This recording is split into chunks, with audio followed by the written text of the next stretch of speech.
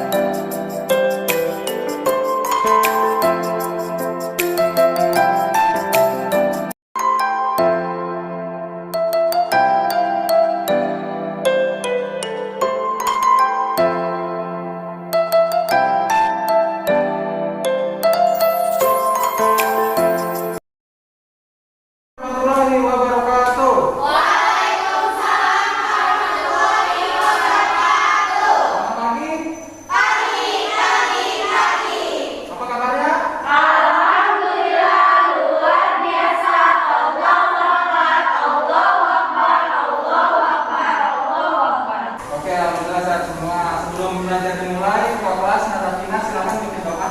Mari teman-teman, sebelum memulai belajar, AKBN kita berdoa. Doa mulai.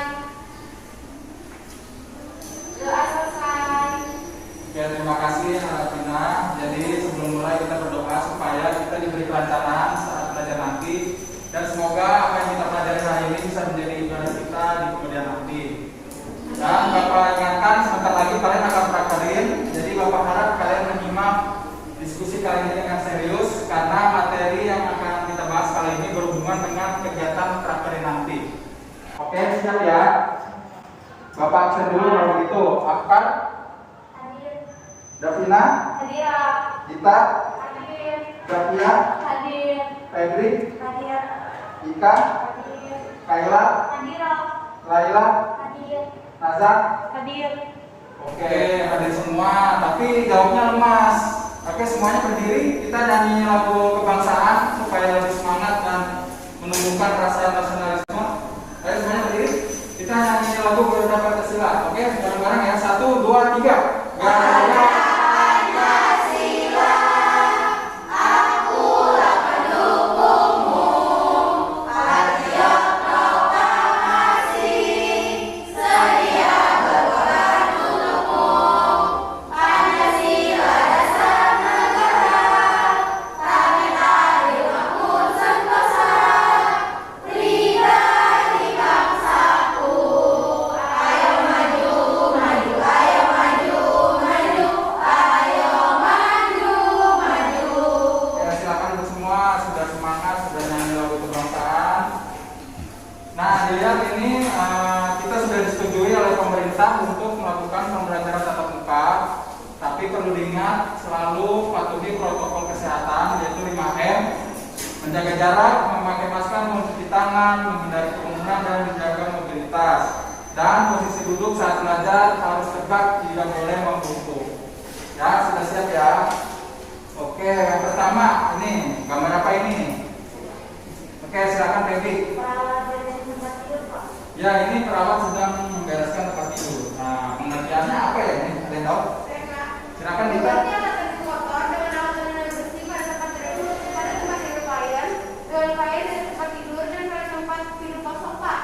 Ya, jadi penyiapan tempat tidur adalah tindakan yang dilakukan oleh asisten perawat dengan menggantikan alat tenun yang sudah kotor dengan alat tenun yang sudah bersih. Oke, selanjutnya Bapak tanya lagi nih, mengapa ketika kalian prakterin dan beringas pagi di rumah sakit, kalian akan diinstruksikan oleh perawat senior untuk melakukan penyiapan tempat tidur? Ada yang tahu? Saya, Pak. Oke, Kaila silakan. Meningkatkan kenyamanan pasien, Pak, dan untuk menjaga tempat tidur dan tetap bersih, klien yang tidak duduk sehingga mengurangi kemungkinan terjadinya iritasi kulit. Ya, bagus Kaila. Jadi tujuan dari penyiapan tempat tidur adalah menjaga supaya kebersihannya terjaga dan menghindari terjadinya infeksi. Nah, tujuan pembelajaran kita hari ini adalah setelah menamatkan PPTU, studi literasi, mengerjakan RKPD dan diskusi presentasi, peserta didik mampu menentukan 2 jenis penyiapan tempat tidur klien dengan baik. Lalu yang kedua, peserta didik mampu menganalisis 3 tujuan penyiapan tempat tidur dengan baik. Dan yang ketiga, peserta didik mampu menganalisis 3 indikasi penyiapan tempat tidur klien dengan baik. Nah, model pembelajaran yang saya gunakan kali ini adalah discovery learning, artinya belajar berdasarkan hasil temuan dengan waktu 4 jam dikali 45 menit. Dan pada kali ini hanya membahas teorinya saja. Nah, di sini tahapannya ada pemberian stimulus, lalu ada identifikasi masalah, ada pengumpulan data, pengolahan data, pembuktian, dan menarik kesimpulan. Sudah siap semuanya? Ya. Oke, yang pertama yaitu pemberian stimulus. Nah, ini gambar apa ya ini? Nah, kemana ini gambar apa ya? Oke, perwakilan dulu. Siapa yang perwakilan? Silakan. Oke, Zita. Itu gambar orang sehat, Kak. Kalau sehat dia bisa bersedia tempat tidur sendiri. Ya, jadi kalau orang sehat itu ada tempat tidur yang berantakan. Kalau orang sehat kan pasti bisa membereskan tempat tidur sendiri. Nah, itu ada yang orang sakit. Itu maksudnya apa? Ada yang sedang? Ya, silakan Nazar. Itu yang satu lagi kalau orang sakit, Pak. Kalau orang sakit kan nggak bisa di tempat tidur sendiri, jadi harus bagi perawat. Nah, orang sakit kan ada yang sakit parah sama yang sakit nggak terlalu parah atau masih sadar. Jadi kalau yang sakitnya parah nggak bisa disuruh bangun di tempat tidur. Sedangkan yang kalau misalnya sakit yang lebih parah bisa disuruh bangun dari tempat tidur dan suruh duduk. Ya, betul, bagus sekali Nazar ya. Ulang bangun Nazar. Ya. Jadi kalau untuk yang kedua itu kan ada orang sakit. Nah, orang sakit itu kan ada dia itu sakitnya parah, ada yang ringan. Nah, kalau yang masih ringan yang masih bisa bergerak itu kita anjurkan untuk duduk. Lalu kita beresin tempat tidurnya. Tapi kalau yang udah parah, ya biarkan saja dia tidur, kita beresin dengan pasien di atasnya. Silakan disimak video prosedur penyiapan tempat tidur tanpa pasien. Ya, Pak. Oke ya, lihat baik-baik ya. Ini judulnya ini yang mengganti tempat tidur tanpa pasien.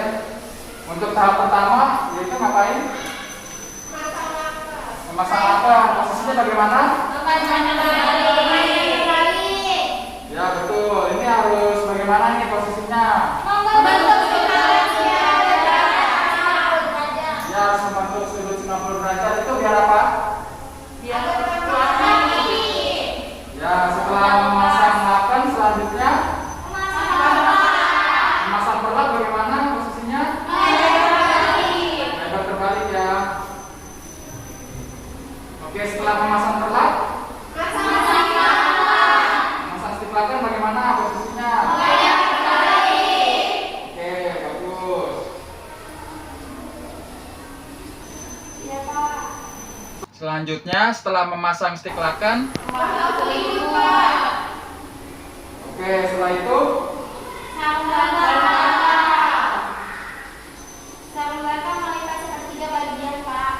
ya.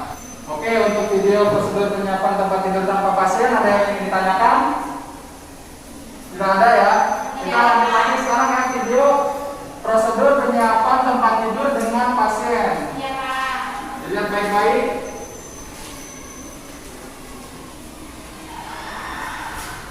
Untuk tahap pertama yaitu apa? Ya, untuk prainteraksi itu ngapain dulu pertama? Ya, mencuci tangan dan persiapan alat. Untuk mencuci tangan diingat berapa langkah? Nah, terus persiapan alatnya ya, jangan sampai salah persiapan alatnya. Selanjutnya habis prainteraksi. Nah, orientasi itu ngapain? Kenalan, beberapa waktu dan tujuan. Setelah orientasi, fase kerja bagaimana? Memakai APD. Terus, oke, harus memperhatikan ya keselamatan pasiennya. Iya, Ini Kak. posisinya bagaimana pasiennya? Oke. Setelah itu dibersihkan dengan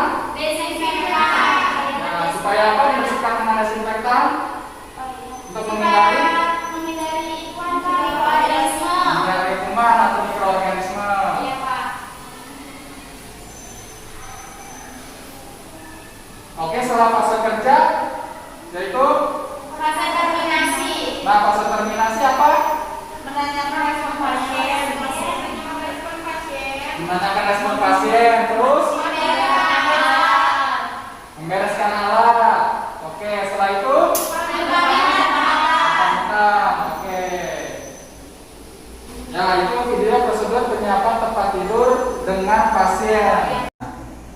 Selanjutnya ini ada contoh kasus dibaca. Ya, ketika seorang pasien dengan kasus demam berdarah sudah 3 hari dirawat dengan nilai trombosit normal, mengeluh karena spray tempat tidurnya sudah seharian tidak diganti, dan seorang perawat senior menginstruksikan Anda sebagai asisten perawat untuk membantu dia melakukan penyiapan tempat tidur. Uraikanlah jenis penyiapan tempat tidurnya dan rasionalkan dari tindakan tersebut. Nah, untuk mengerjakan ini, Bapak akan share melalui link Mentimeter. Bapak share di WA Group. Silakan dibuka HP-nya. Oke, sudah. Silakan diklik link yang sudah saya berikan. Oke, langsung kalian jawab. Jenis penyiapannya apakah dengan pasien atau pasien? Tinggal dipilih jawabannya. Bisa kan? Bisa, Pak.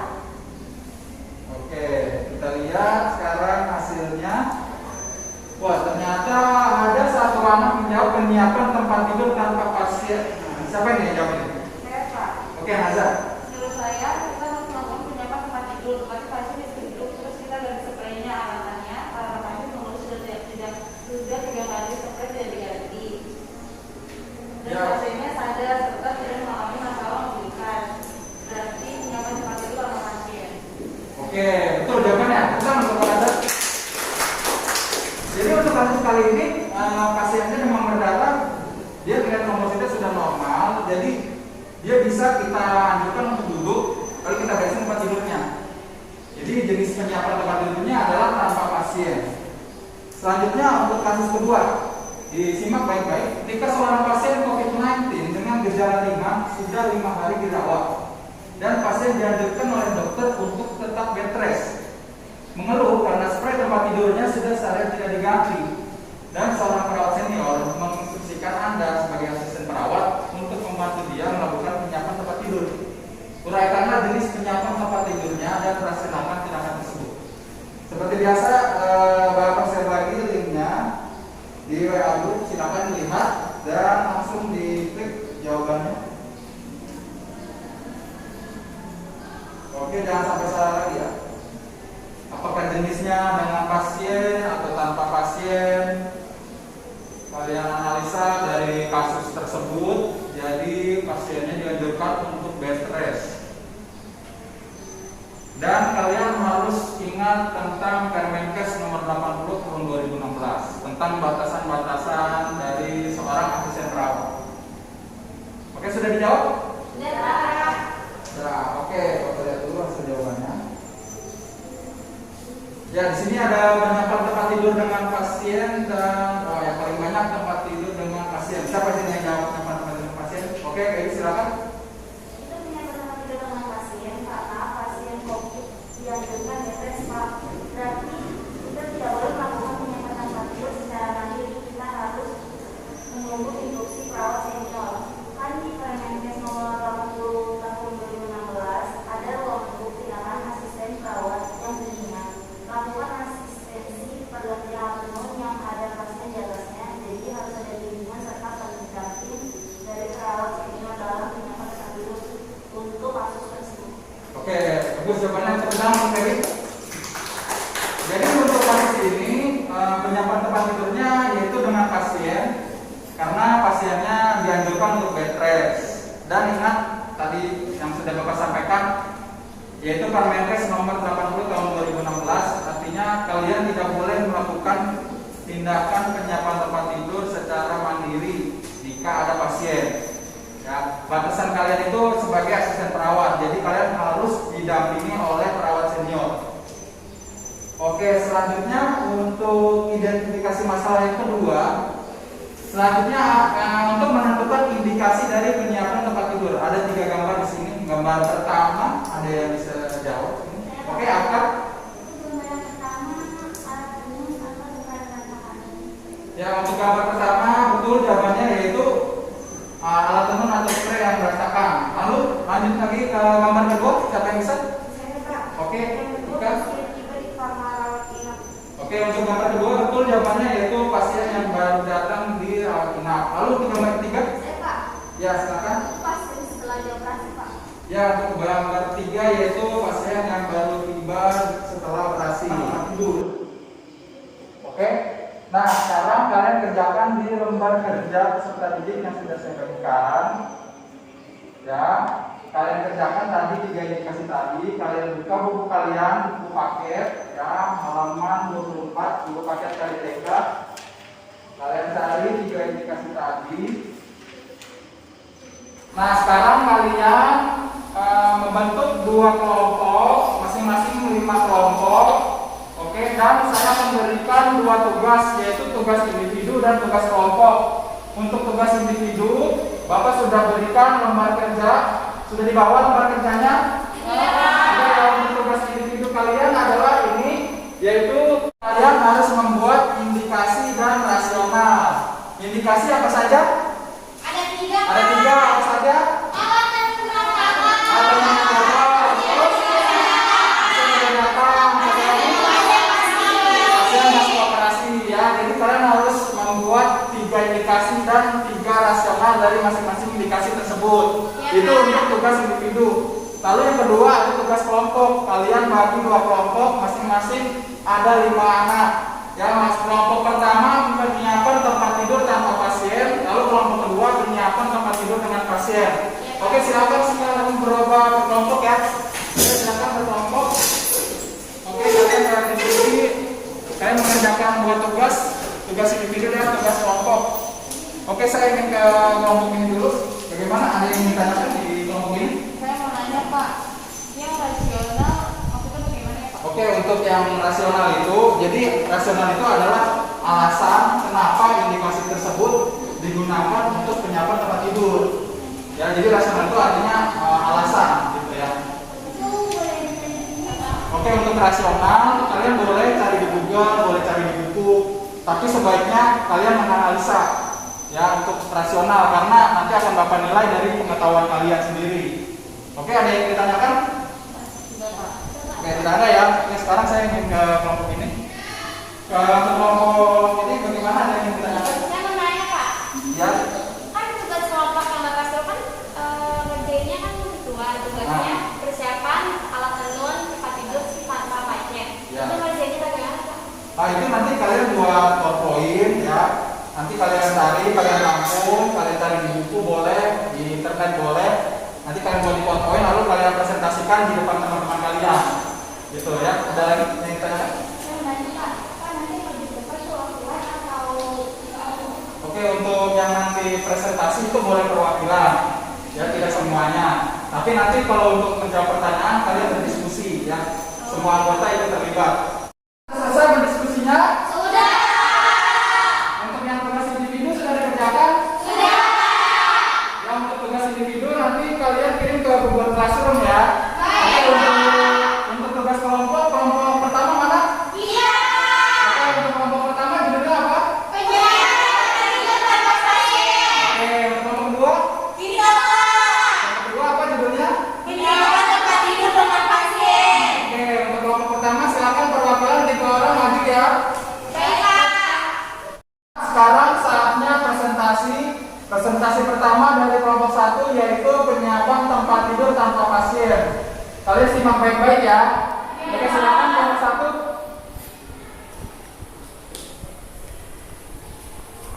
Assalamualaikum warahmatullahi wabarakatuh. Waalaikumsalam warahmatullahi wabarakatuh. Kami perwakilan dari kelompok 1 ingin mempresentasikan hasil tugas kelompok kami yaitu penyiapan tempat tidur tanpa pasien yang terdiri dari anggota saya sendiri dan tenaga sekalian Lesmana, Lucy, ada Ika, ada Kayla, dan ada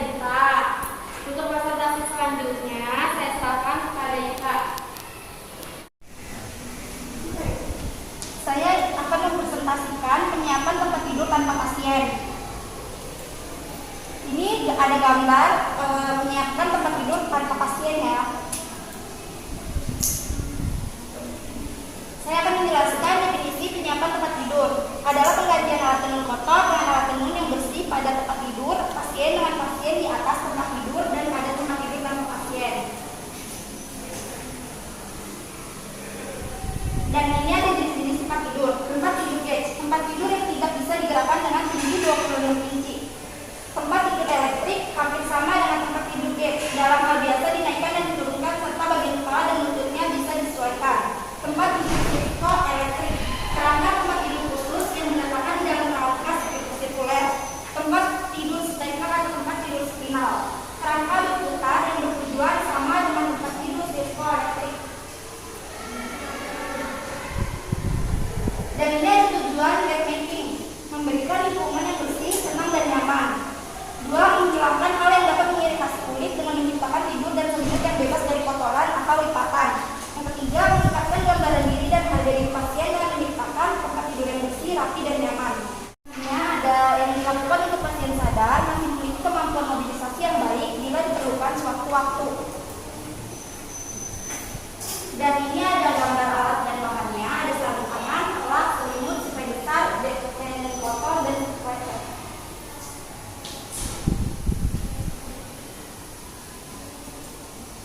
Dan prosedur kerjanya ada cuci tangan, menggunakan sarung tangan bersih, letakkan alat tenun yang telah tersusun di tempat tidur, pasang alas, kasur, ujung atas bawah penakan, masukkan bantal di dalam sarungnya, pasang overlapan dan cuci tangan. Sekian dari saya, presentasinya saya serahkan kepada Presentasi dari kelompok saya. Di sini kita di sesi tanya jawab. Ada yang mau tanya? saya. Iya boleh. Dari kelompok 2. Assalamualaikum warahmatullahi wabarakatuh. Waalaikumsalam warahmatullahi wabarakatuh. Saya Laila dari kelompok 2. Saya ingin bertanya, mengapa sih saat memasang pada penyiapan tempat tidur harus membuat sudut 90 derajat? Oke baik. Pertanyaan Laila akan dijawab oleh Lucy ya.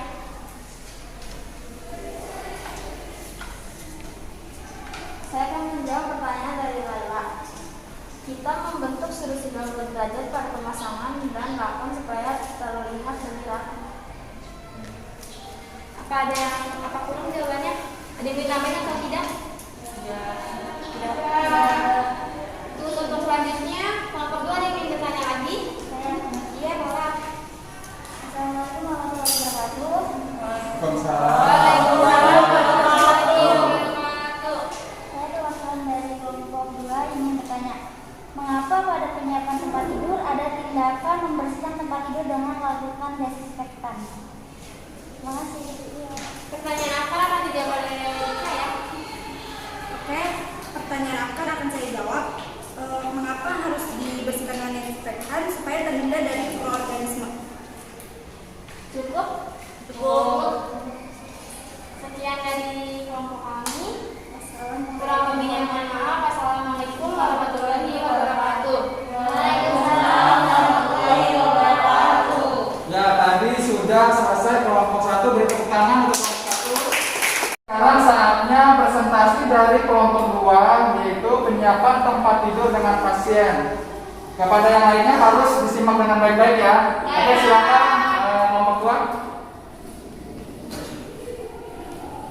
Assalamualaikum warahmatullahi wabarakatuh. Waalaikumsalam warahmatullahi wabarakatuh. Kami perwakilan dari kelompok 2 akan mempresentasikan hasil diskusi menyiapkan tempat tidur dengan pasien di atasnya. Anggotanya, saya sendiri moderator Febriana Taloka, ada Zatria Bianti sebagai presentasi, ada Nazar Arifah sebagai tanya jawab, ada Laila, ada Akar. Selanjutnya yang akan mempresentasikan saya kembalikan kepada Zakir.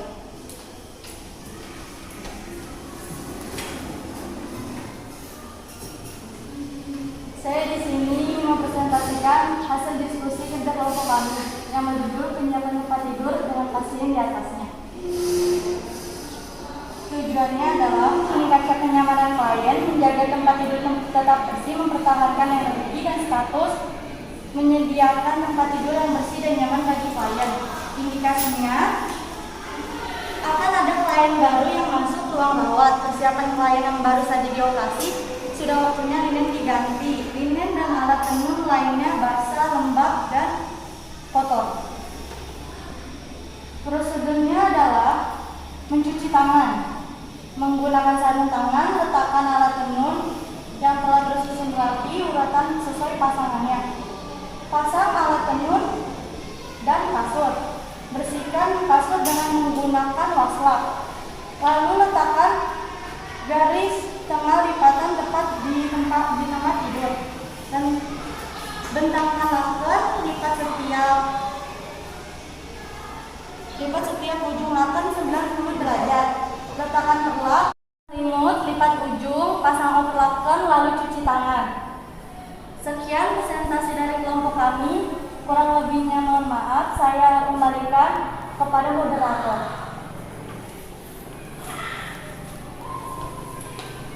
Baik, sekarang waktunya sesi tanya jawab. Ada yang mau bertanya? Saya mau nanya, untuk pasien rosacea apa tidak berbahaya jika ganti spraynya? Terima kasih. Pertanyaannya akan dijawab oleh Jakir. Untuk kasus pasien rosacea, sebaiknya tindakan ini tak dilakukan sendirian dan sebaiknya dilakukan bersama perawat senior. Cukup.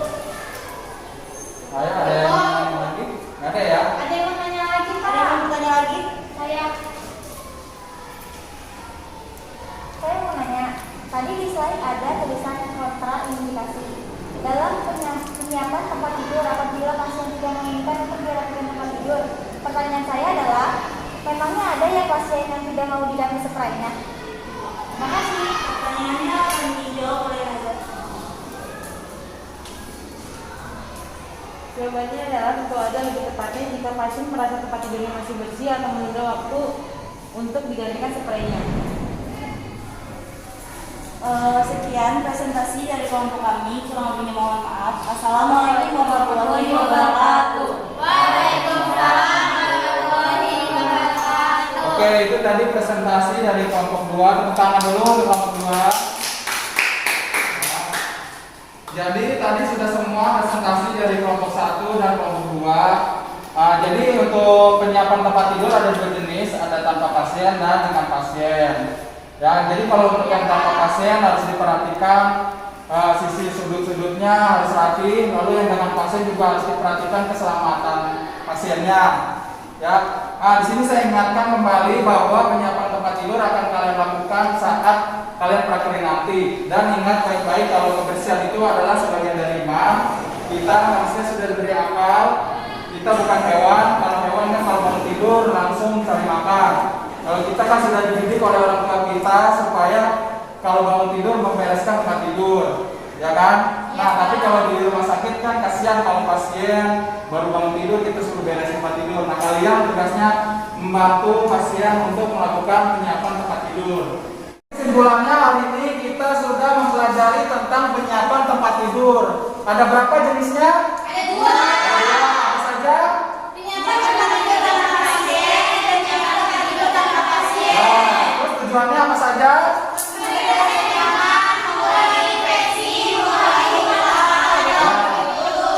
Oke, terus selanjutnya indikasinya apa?